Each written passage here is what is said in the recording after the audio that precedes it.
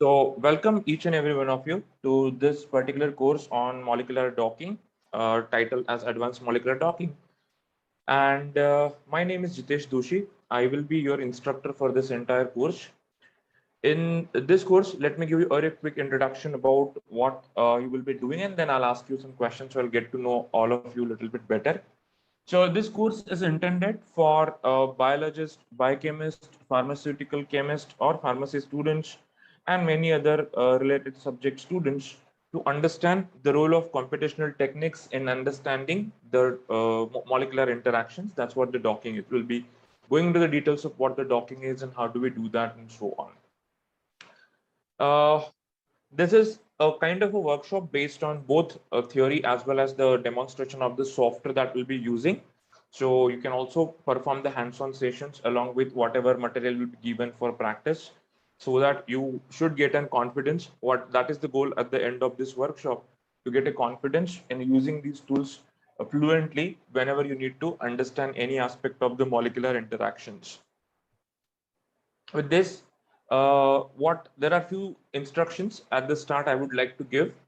First of all, I know that many of you may be new to this particular subject, and the subject is very vast. There are a lot of different things that we need to consider. So there are going to be times where you feel that you are not familiar with something, or there are few terminologies on the screen that you don't know, or there might be something that I might just assume that you know, but you have never been studying that because you are all coming from different backgrounds. So it will be really good if you can keep on asking the questions. Ask as many questions as you want, as you can. That will make this session much more interesting, interactive, and fruitful to each and every one of you. At the end of this, you should feel confident about using these tools on your own whenever the need be. The basis for this is going to be some freely accessible open source tools. We're not going to use any commercial or high-fi tools as such. So the basic requirement is that you understand basic of chemistry, basic of biology, and you understand basics of computing, everyday computing, how to edit files, how to save it in different format. For questions, okay, there is a question. Should we unmute our mic or message you? Well, unmuting is really good because you cannot always explain the question in the short message. So you are expected to unmute. So you can just use the option raise hand. As soon as you raise hand, I'll pause so you can unmute yourself and you can ask your question absolutely. Or if you feel that it can be answered later, or it's just something related that you want to put on record and maybe answered later is fine, then you can put it in the message as well. So as soon as I get to that, or I stop talking about what I'm discussing, I will answer that also. Both are absolutely fine. All right. So yeah. So as I mentioned, the goal of this workshop is to get your basic understanding from biological and chemical sciences to the computational sciences and understand how they can be related. Now, I would like to know a little bit about all of you. First of all, so I can already see your names. What would help me articulate this session to be fruitful for all of you is that you let me know your field, what kind of field you're studying, which year you're studying, if you're studying or working, just let me know that you're working as a lecturer, professor, or researcher, whatever it is. And along with that, also give yourself kind of how much understanding you have about molecular docking, so that I know whether I should start from the basics or directly jump into the advanced stuff as it is titled. So you can rate yourself in molecular docking from 1 to 5, 1 being you do not know anything about it, 5 being you have used it at some point in your work or so on. So just kindly do that, each and every one of you. Just give me your subject, year, and your rating in understanding of the doc. So I'll articulate it so that everybody will be uh, able to utilize this platform in a much better capacity. So do that quickly.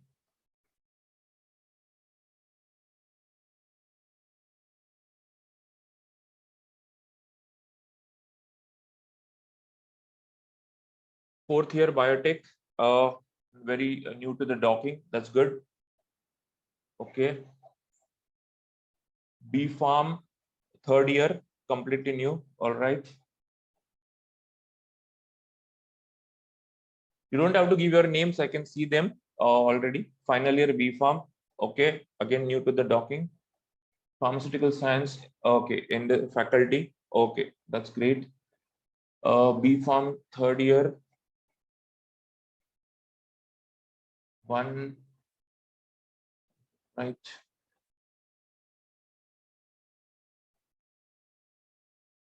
New to the subject, BTech, Biotech, rating 3, all right.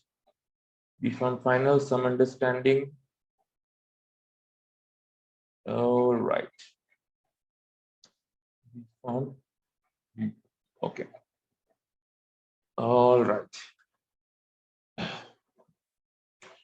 That's really good to see that we have a spectrum of audience starting from the earlier years of the B Farm to the master's levels, biotech, and others as well. And most of you, I can see, majority of you are at the beginning of this particular topic.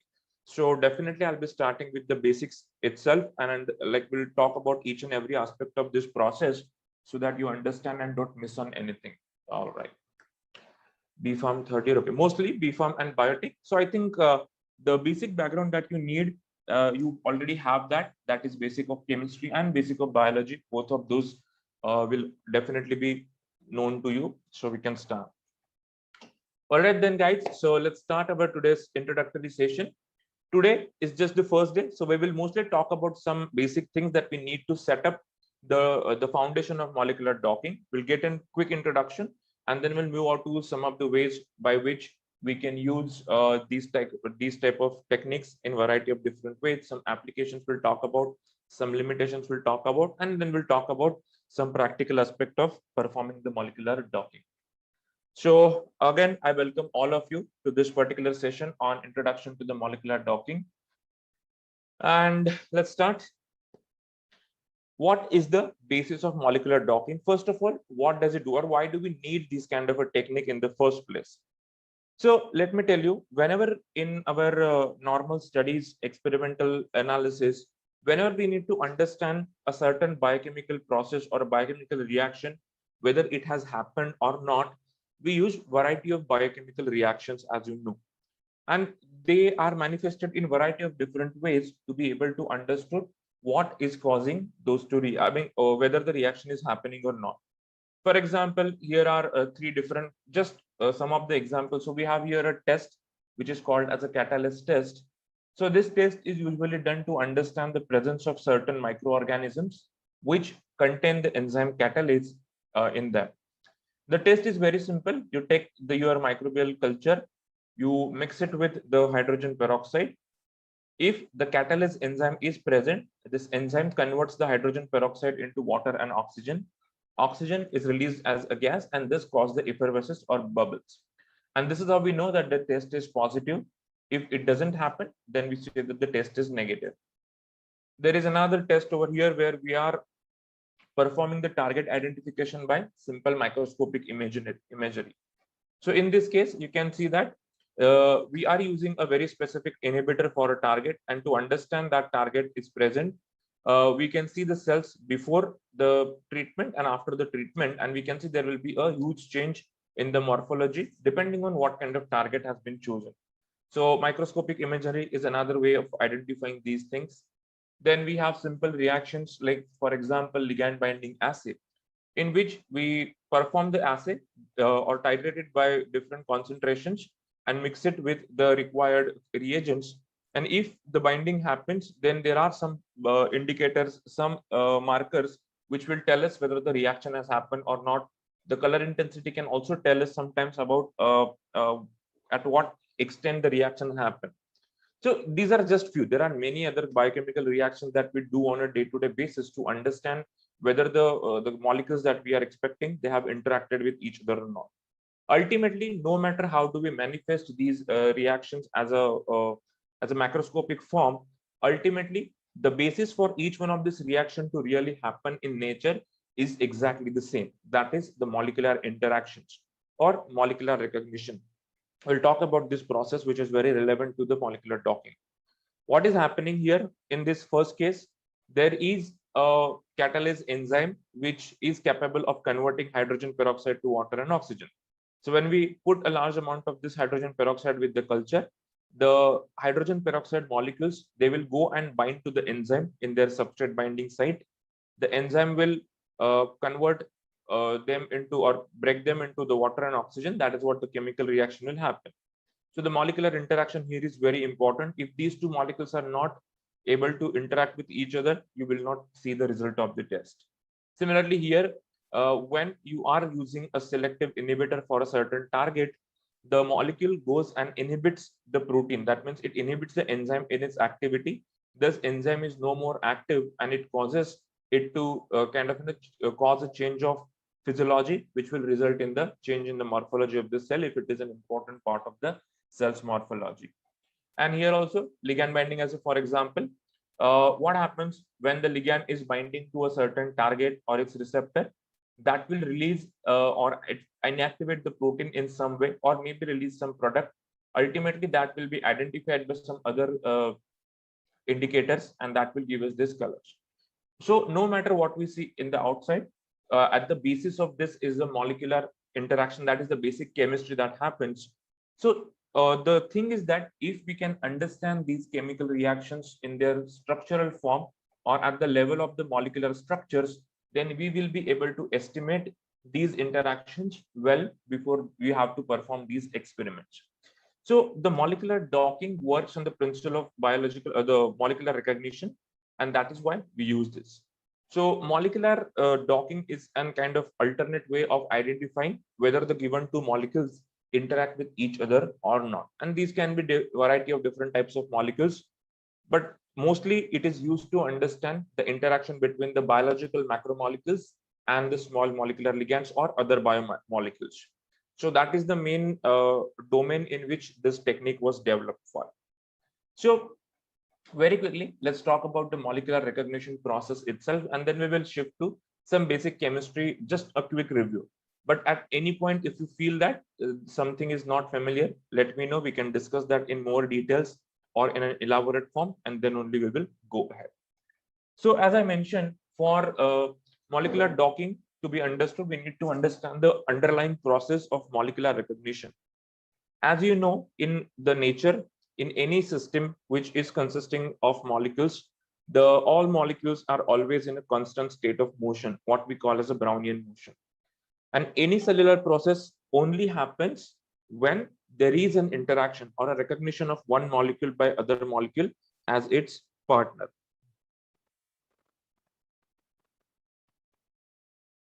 So to be able to have these interactions, what is necessary? Well, to interact with each other, the molecules or the atoms of the molecules, they should apply some forces on each other which are attractive in nature. As we know, the chemical forces, different types of chemical forces are there. They can be attractive, they can be repulsive. The very basic and the simplest force, as for example, we can see the charge dependent forces. As we know, the positive charges will repel each other, while positive negative will interact with each other. So these all interactions that happen at the molecular level, they are governed by variety of intermolecular forces, which and especially of attraction. So only when these two molecules which are coming close to each other, if they have the forces of attraction with each other, then they will come closer, they stay with each other, and that will give them the time and space required to undergo a chemical reaction or a chemical transformation. If the forces interacting of repulsive in nature, they will very quickly go away from each other, and they will try to start looking for some other binding partners in the reaction where they can actually undergo a chemical reaction. So if we can understand the basis of these intermolecular forces of attraction, we will be able to judge these interactions just based on the structure or the atomic arrangements or atomic composition of the molecule. That's the whole idea behind molecular docking. So with this information, the goal of molecular docking studies is to answer two questions. So what we're trying to do with these kind of studies is that, given the structures of two biomolecules, determine if these two molecules can interact with each other favorably. And if they do interact, then answer in what orientation or in what conformation these two maximize the interaction between them and minimize the energy of the entire complex. So the energy is a most important term here, because everything, all of these forces will lead to the energy. This energy will tell us whether the reaction is happening in a favorable manner or unfavorable manner. So all of these basic chemistry that we have talked about, the molecular structures, atomic rearrangements, the conformation, the energy, the forces, everything is interlinked here in molecular docking.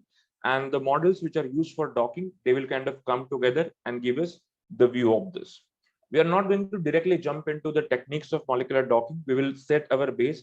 We will understand the foundational principles, that how does it work, how do we understand these structures and so on, and then we will move on to these different practical aspects of it. So this is what we are trying to achieve with molecular docking. Now, to understand the molecular docking, there are few things we need to be aware of, and I will very quickly go over those things so that we will be able to perform this docking in a much appropriate manner. So let's see what are those things are, what we need to know when we are looking for any kind of molecular docking applications, what we are actually getting ourselves into. So to understand molecular docking, which is based on the interactions, these interactions are, I'll just note down some of the key terms here. Wait a second. So we need to understand first the molecular interactions which are present in each. To understand these molecular interactions, we need to be aware of different types of forces which act. So IMF, or intermolecular forces of attraction as well as repulsion. When we know about the forces, to compute those, we need to understand what are the different types of forces which act on each atom. To understand that, we need to understand the structure of the molecule. The structure of the molecule consists of different atoms, different bonds, and with this different conformations that they can have. So these are the key terms of the basis of structure we need to understand to be able to see where it comes from. So based on the atoms, bonds, and conformation, we can understand that what kind of forces they will be able to exert on other molecules or other atoms in the vicinity. And then if we know the forces, we can compute the energy. If we know the energy, we can understand the chemical reaction happening. So that comes from the basic thermodynamics, that how we can understand the energy and the chemical reaction which is happening over there. So our the agenda will be to first understand the molecular structures properly, understand what do they mean and what are the key aspects of the energy, how it is related to the energy, and then going forward, understand the biological systems and their structure and their role. Once we understand that, then we will look at the interaction between these two systems, that how do we generate these kind of models. So molecular docking is a very elaborate technique, and it can be applied to variety of different types of systems. And it can understand variety of different types of interactions which happen in the chemical system. So when we talk that, okay, these interactions are governed by the intermolecular forces or intermolecular interactions, what are these different types of interactions that happen and what is the basis of those? Well, there could be variety of different processes that happen at the chemical level. Some of the most important interactions you might have studied in your basic chemistry is that we have weak van der Waals interactions, which can happen, which are non-bonded in nature and can happen between different atoms. Hydrophobic interactions, when we have any hydrophobic atoms, they can have these interactions. Dipole-dipole interactions, because of the different charge distribution, there is a dipole which shows the direction of the total force which is acting in a molecule, and then it can give us these interactions. Then we have hydrogen bond interactions, which are very important, specifically in biological context, because most of the biomolecules, as you can see, whether it's a protein, it's a DNA, they are held together completely by the hydrogen bonds. They are very strong kind of interactions which stabilize many interactions. So even when the different molecules go and bind to these biological systems, they also form these hydrogen bond interactions with the biological system. So these are also very important. Then we have ion dipole interactions.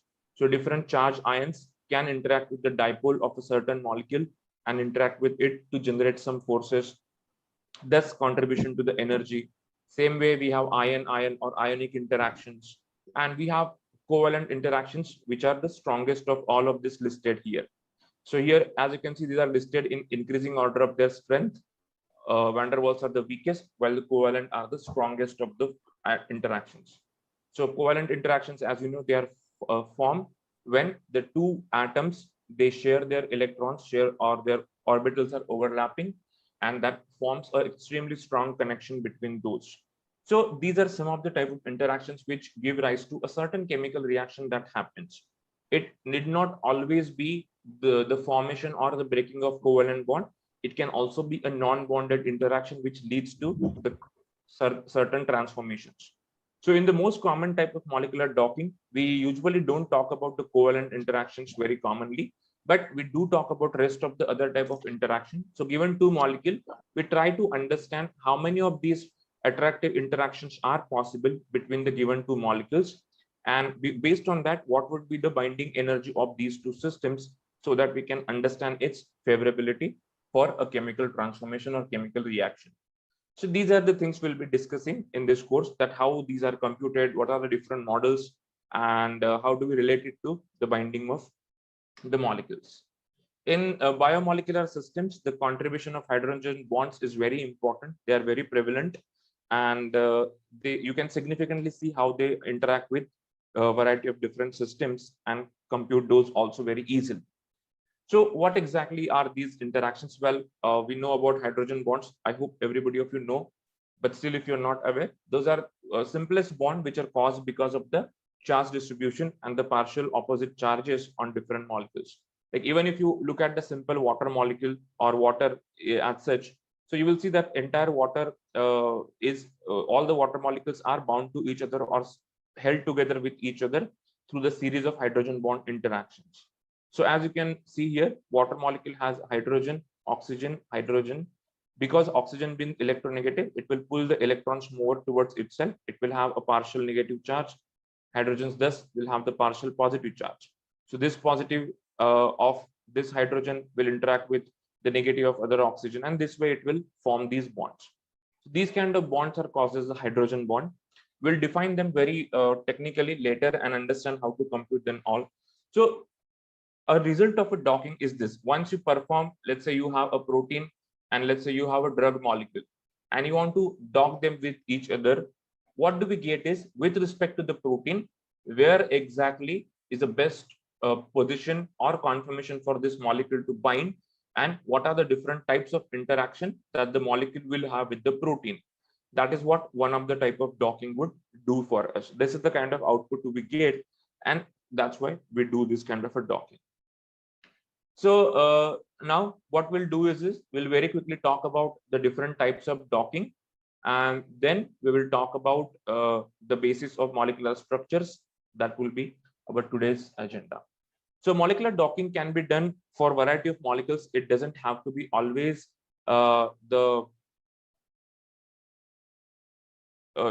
small molecule and the protein as such, but it can be between variety of different types of molecules. And based on what you're looking for in your system, you can understand these different types of docking. So if you want to understand the interaction between the two different proteins, you can perform the protein-protein docking. In this, the protein molecules, which are very big in size, they are huge, because these kind of interactions are very important in formation of different protein complexes in many chemical reaction, where one protein interacts with another protein, giving rise to the next cascade reaction or activates a cascade reaction. To understand these biomolecular associations, you can use the protein-protein docking as a way to understand how two proteins talk to each other and how do they communicate, what kind of interactions are used, and so on. You can also identify which surface of the protein is involved, what amino acids are part of it, and you can characterize that in those kind of. What is capsid? I didn't say capsid, I said cascade reaction. Cascade reaction is basically a series of reaction that happens followed one after the other. So when a certain biochemical pathway is activated, it follows a series of reaction. That's what I meant, the cascade reactions that happens. So that is one type of docking that we can perform when your system is a biomolecular system consisting of two or more proteins that can interact with each other. You can also perform the protein peptide docking. Well, proteins and peptides are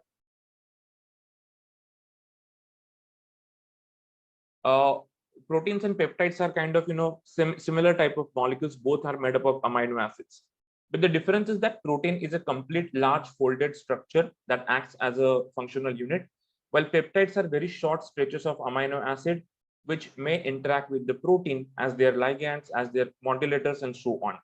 So to understand the interaction between them, what we do is a protein peptide docking.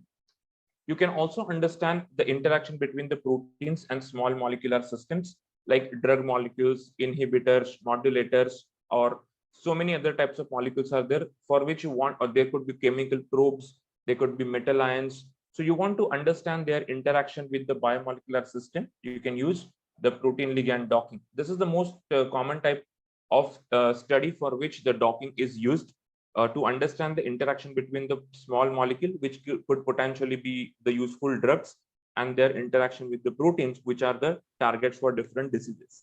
So this is one of the technique we'll be discussing in much more details, but others also we are going to discuss in different capacities. You can also perform the docking between the proteins and DNA. So there are many reactions in which the DNA and proteins are involved. So for example, the DNA replication or polymerization, where we have DNA polymerase, which sits on the DNA and binds. We have different proteins like transcription factor binding sites.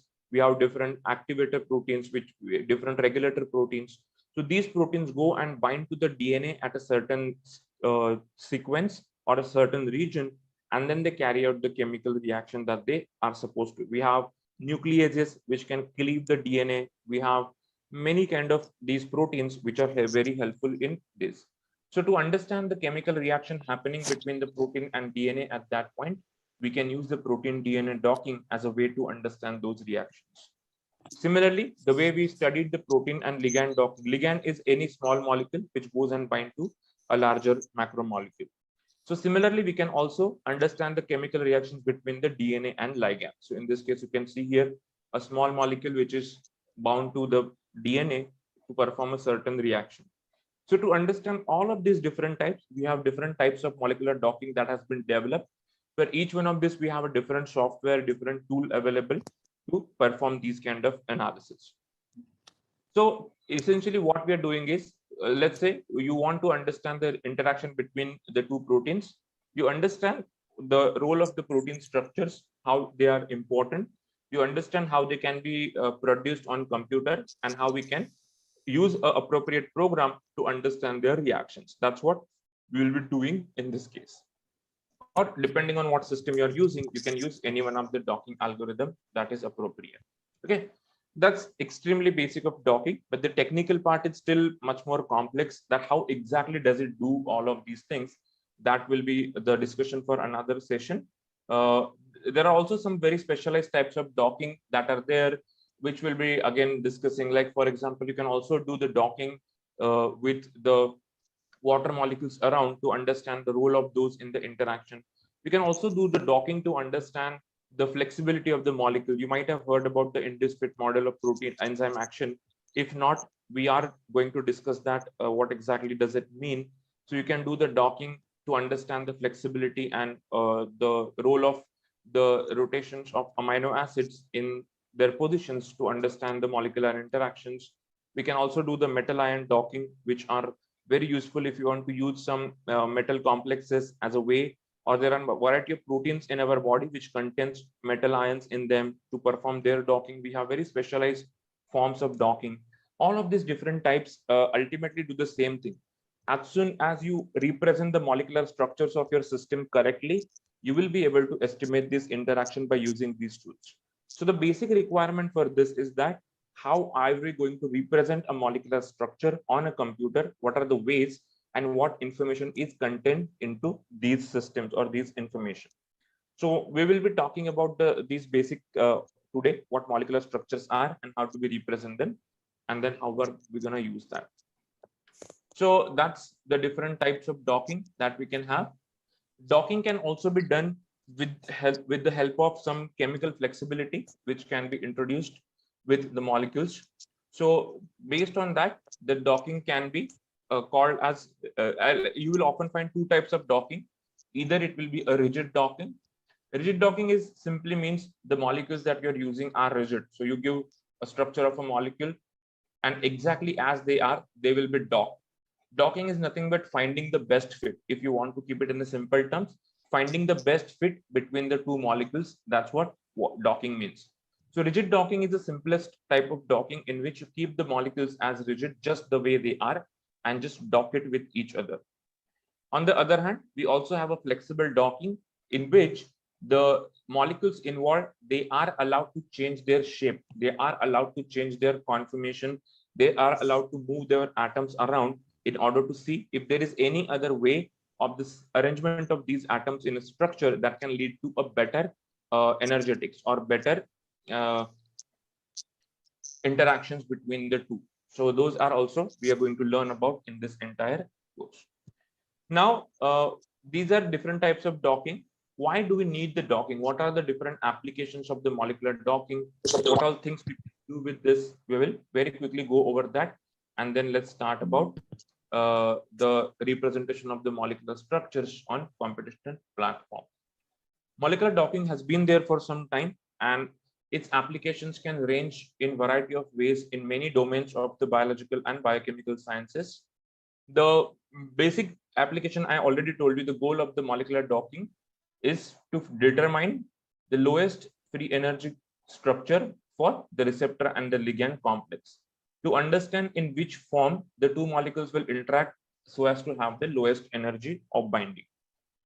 The molecular docking can also be used to search the database of molecules and rank them for lead generation. So this application comes from the most important field, which is drug discovery. So to discover the new drug from the molecules which are already available in the databases, we can simply apply this application or this software to find out which molecule has the best possibility of being a lead in our drug discovery study. So that can be used. We can use the molecular docking to calculate properties like differential binding of the ligand to two different macromolecular receptors. This is again a very important step when you want to find out. Let's say, for example, one of the application of this is side effect. As we know, many drugs that we have in our daily usage or we use in our day-to-day life, most of them have some or the other side effects. And many of these side effects are caused because of the cross reactivity of the molecule. That means because the molecule is able to interact with more than one specified targets. It may interact with some other important parts of our body, other important proteins in our body, and that's what might cause some of the side effects. So if you want to study the role of these molecules in potential side effects, you can use the molecular docking as a way to investigate these interactions, to identify what other molecules from the human proteome this molecule will be able to interact with favorably. So that will give you a chance of identifying potential problems in the molecule that you have designed as a drug, just as an example. But there are again many things we can do with this. You can study at the geometric level the structural details of this and understand what kind of geometry is important for the molecule to have an activity. Or you can study the normal protein and its ligand or receptor and its stimulant or enzyme and its substrate. These kind of complexes you can study geometrically, the molecular geometry of course, and understand what kind of geometry is important for these kind of interactions.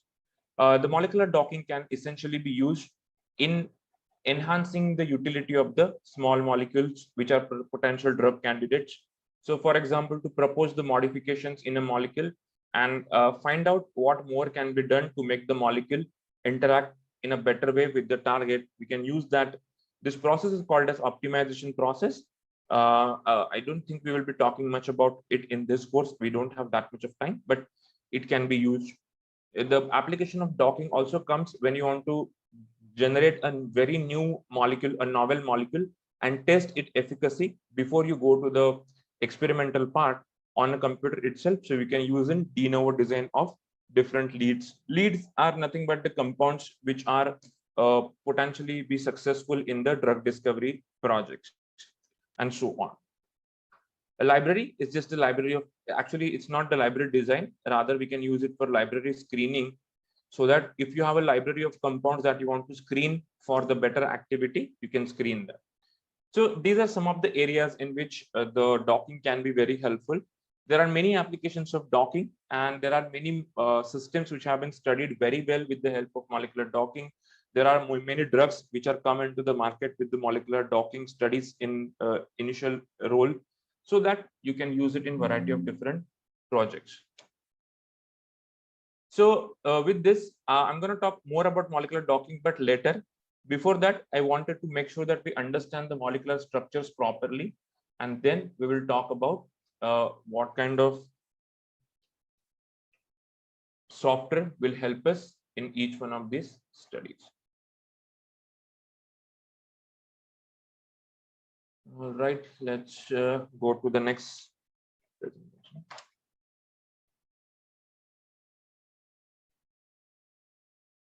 All right. So as I mentioned, to actually perform the docking, you need to first understand the basis, the molecular structures themselves, how they are created, what is the role of each one of the information in the molecular docking. So our next topic of discussion is going to be the representation of molecular structures in molecular docking studies. Okay, so we learn about first how they are represented, and then how do we use this information. Molecular structures are the key ingredient in any one of these studies. What exactly is a molecular structure?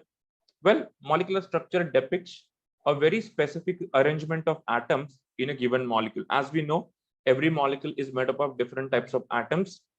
Every molecule is represented in a certain geometric form, because that's how the chemistry happens. We may talk about this chemistry a little bit in detail. So structure of a molecule is nothing but a specific arrangement of atoms in a three-dimensional space. So for example, when we look at the water molecule, we write it as chemically H2O. We know that it contains 2 hydrogens and 1 oxygen.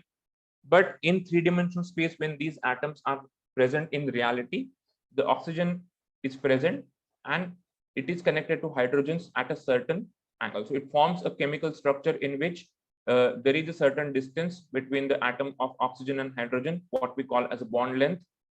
A certain bond length will be there. Then these hydrogens are directed in such a way that they form a certain angle between these two bonds, what we call as a bond angle.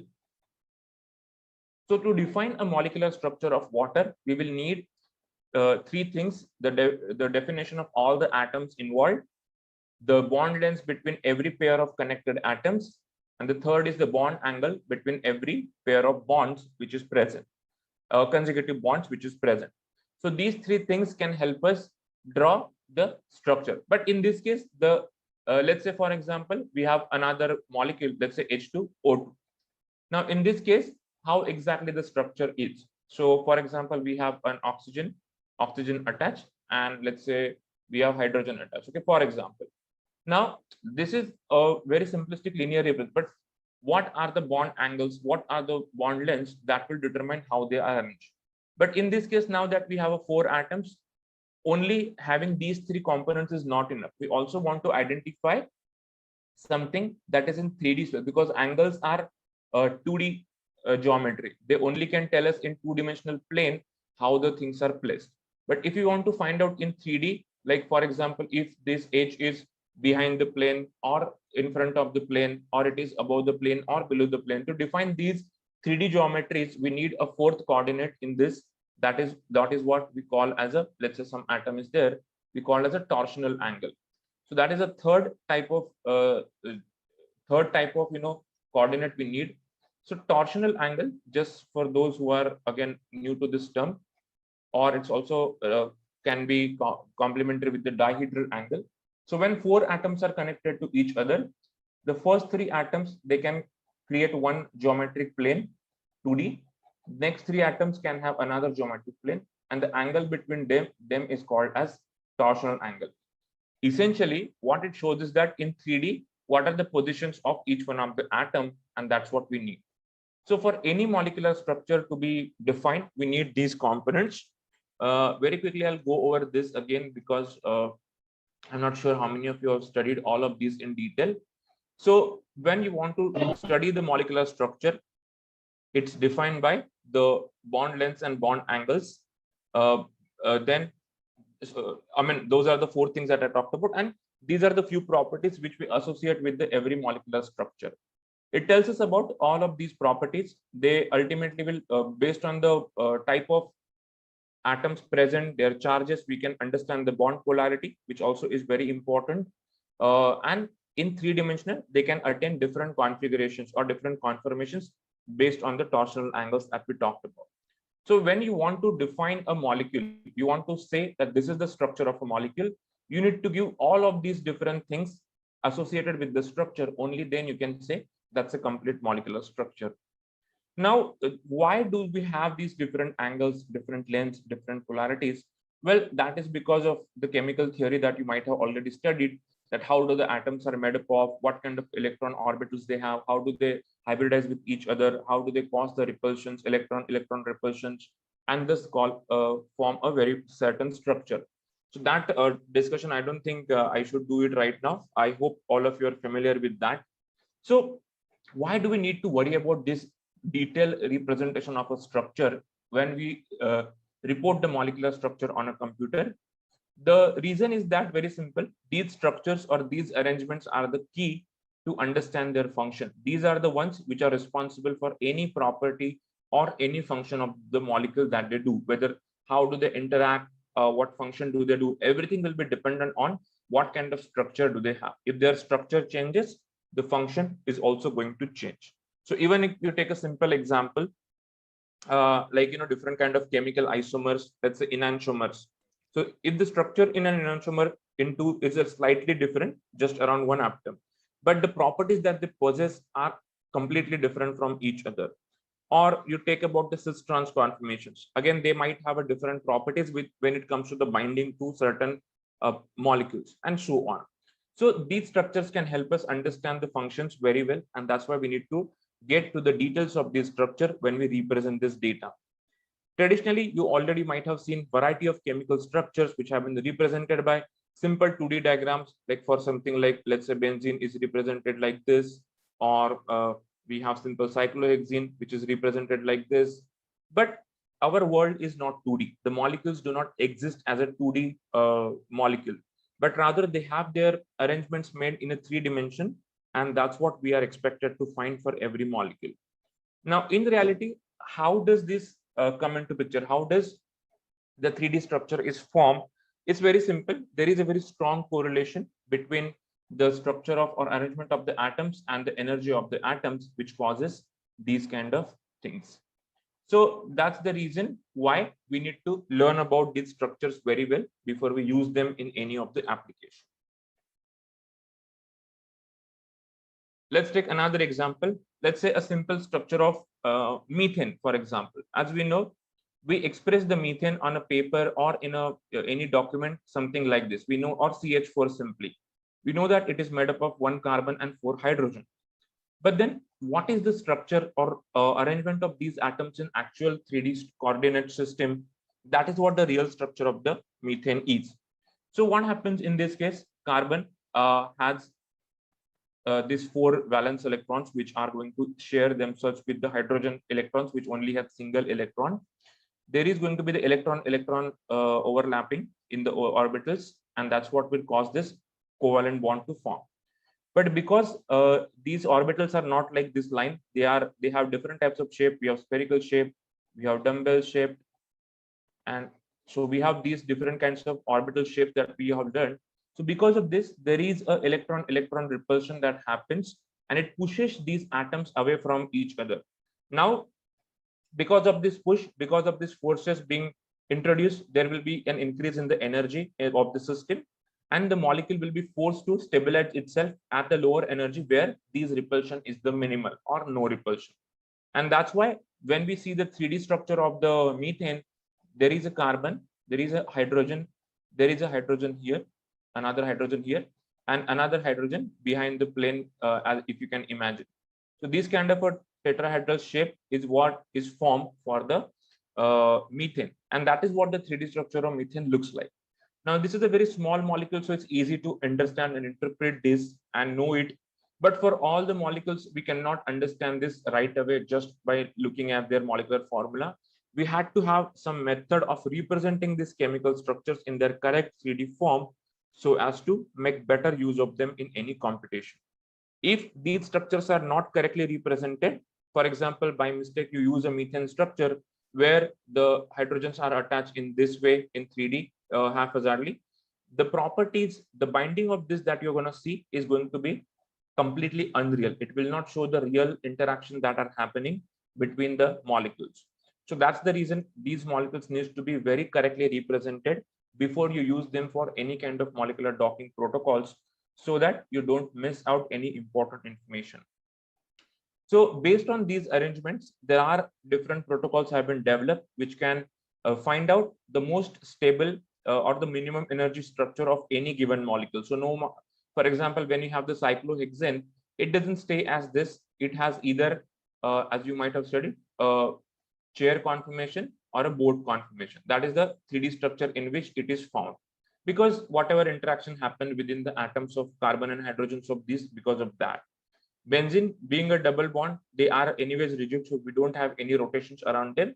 These atoms cannot really move, they are restricted. So it is always present as a planar molecule. It doesn't change its 3D geometry.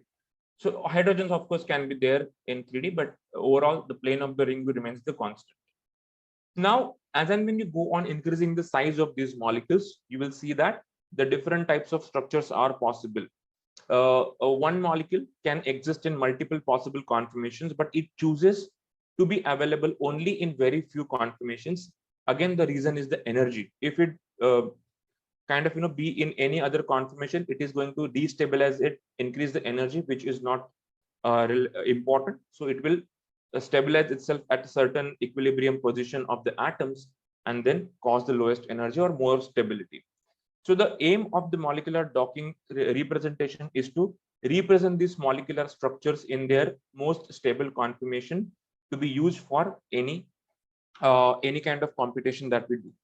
Remember that if the structural representation is wrong for your molecules, then we will be having very wrong results in the docking. So just for example, let's say we have a protein, we have amino acid which is bound here. Let's say amino acid has a carboxylic group over here in this way. Okay, let's say it is in the negatively charged state at this moment at a certain pH. So when a small molecule that we are going to have, so if we lock it in a wrong representation or a wrong conformation, what will happen is that it will not be able to interact with these atoms correctly. But it may be some other, let's say we have a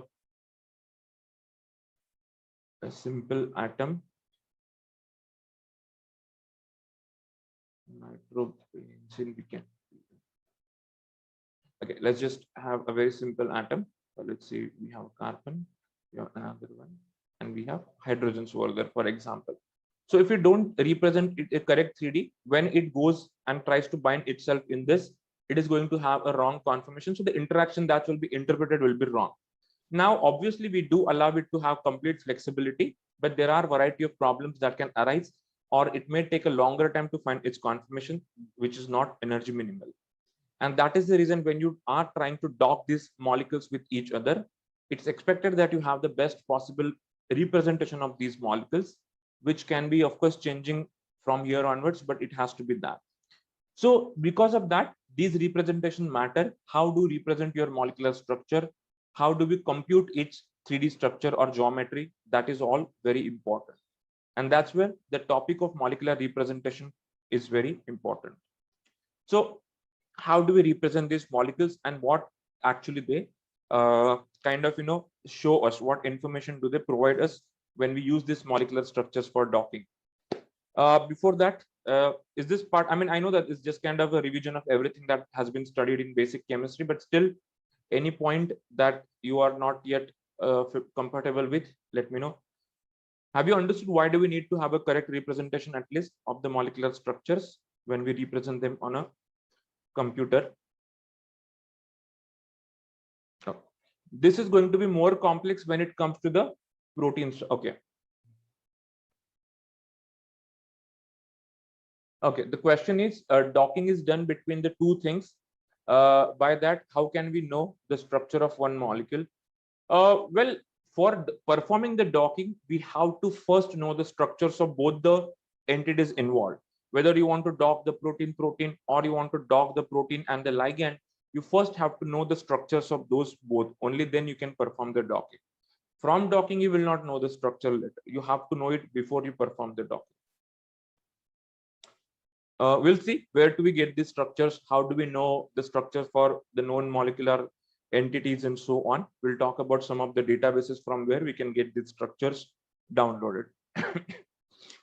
So that's where the representation is the key to achieve a better results in the molecular docking. Now 2D structures you already have seen many times, but as I mentioned, 3D structures are more relevant for molecular docking because they represent the most close to reality arrangement of the atoms of all the molecules involved. The 2D structures, why we use them? Usually we use them because they are extremely easy to manipulate, very easy to do the calculations on, but they are far from reality. So these are the different levels of representation of molecular structures. First is a simple nomenclature. So we can represent it by certain name. In this case, phenylalanine. We can represent them 2D structure, which depicts the atoms involved and the connectivity between the atoms. So by looking at this, as you have been trained to understand what this representation means, you know that here we have carbon, oxygen, oxygen, hydrogen. We have NH2. These are also carbons, as we know. These double lines show the double bonds. So they only show the connectivity and the types of atoms which are present in a given molecule. Apart from that, there are going to be, of course, hydrogens which are implicitly considered. We'll talk about them as well. But in realistic way, this even though these can exist in multiple, so for example, this COOH can be in this direction, this can be in this direction, it can be in this, it can be in this, but in reality we find it only in one of the way. The reason is again those repulsions and the energies which are present. So this, what conformation does it present in reality? That is what we represent in a 3D structure. It tells us every atom's position in the three-dimensional geometric platform, and it tells us what will be the conformation that we are looking for. This is just again a simplified representation of the molecule. We know that these stick means that there is a bond. These tips of the sticks means that there are the atoms. But a more realistic view of looking at the molecular structures is by using the surface representation. What the surface representation does, rather than showing this in a cartoonish or some simplified way, it creates a molecular surface. As we know, every atom is going to have the electrons orbiting around it, a cloud of electrons. They are going to overlap. So this overlapping causes of, as you can see, a sphere of influence, as you can imagine. And that is what the real structure looks like of a molecule, because that entire area, even though it may have a vacuum for large space, it still is under the influence of all the subatomic particles which are present. So the molecular surface tries to represent that entire view of the molecule, which makes it easy to visualize what kind of interactions are happening, whether there will be an repulsion between the atoms and so on. So all of this is represented by this. So these are the different levels at which we can represent the molecules on a computer based on our requirement. For biomolecules like proteins and DNA, the 2D structures are not possible because they are extremely big structures. It's very difficult to lay them down flat as a 2D structure. So often they need to be represented in 3D surface, 3D structures or surface representation only. So that is how we represent the structures. But how this information is given on a computer to the software? How does the computer read this information or data about the structure of a molecule? So this information is provided to the computer or a software in a form of coordinate system or a form of coordinates. Again, as I'm assuming here, most of you are familiar with what a coordinate system is. Coordinate system is a geometric system to place any entity in a 2D or 3D space or even multidimensional space in different ways. So we usually are familiar with our XY coordinate system, which used for plotting the data and all, which shows us that the position of any or any one of the entity or a data point in X and Y coordinate. But our universe, as I mentioned, is 3D. So we also have a third coordinate, which is called as Z coordinate. It explains the position of each atom in this particular 3D coordinate system. So if let's say we have a structure something like this, then the this particular atom is present in some 3D space, certain distance in negative x-axis, certain distance in this y-axis, and certain distance in z-axis. So all of these three values, they represent the position of this atom. And similarly, every atom is represented as a molecular structure in terms of its molecular coordinate or the coordinates of their positions. And that's how we represent this molecular structures. So these are a variety of ways through which we can represent the molecular structures on a computer. But for the sake of this particular study, we are only going to make use of the connection tables. We are not going to look at any other molecules representation as of now. So now here we have a certain molecule. Can someone identify what molecule is this on the top right corner? Does anyone know what kind of molecule is this?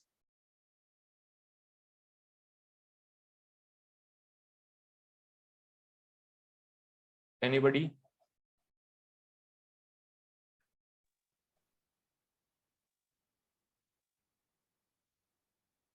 Acetic anhydride. Okay. All right.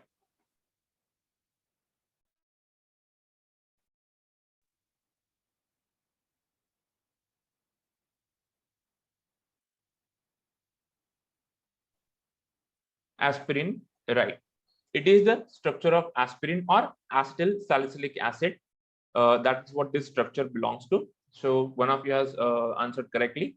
Now we know this because we have learned about this. We know what it means. We know that when we see the structure like this, it means that we have this carbon atom here. We have another carbon. This carbon is connected to three other hydrogens because the valency of the carbon is 4. That's why we need to fulfill that, and so on. We know that there is a carbon CH over here. Here also we have CH, and so on. So all of this we know because we have learned about it. So the same aspirin molecule, when you want to represent its structure on a computer or in a computational file format, how does it use this data? How the molecular docking software understand all of these positions of the molecular structure? So for that, the most common way of representing this entire structure to a computer is by using something that we call as a connection table. Connection table is a table of all the atoms listed one by one and their connections and their positioning. So this is how a connection table looks like. So whenever you download the structure of any molecule from the internet, from the databases, or even if you draw it yourself, ultimately it will be saved as these kind of a data. This is one of the type of data. So what does it represent? As you can see, it's just some list of all the atoms present. So every line in this file, it corresponds to individual atom which is present. So the first line usually states like, which algorithm or which software has generated this file. The next line is a simple identification line which shows how many total number of atoms are there in this molecule, how many total number of bonds are there in this molecule. Then the next few lines, they represent the atoms. Every atom is represented on a single line. So I'll show you what information is there. So this is the first atom. So the first value is the x coordinate that we can draw. The second value is y coordinate, and the third column is a z coordinate. In this case, the z coordinate values are all 0. That means it is a 2D structure. But if it is a 3D structure, you will also have the values which are for z coordinate. The next column represents what type of atom it is. So here you can see at this position, that is -3 and -1, -3 and -1, we have a carbon atom. So that is what it shows us. The second is -3, -2, which is also a carbon. So another carbon is present at this location. So if you follow these coordinates, you will actually be able to draw the entire molecular structure, which is represented just by this structure. So this is how the data is represented by giving the coordinates of all the atoms. Like, as you can see, we have carbons, oxygens, and so on. One thing you will observe here is that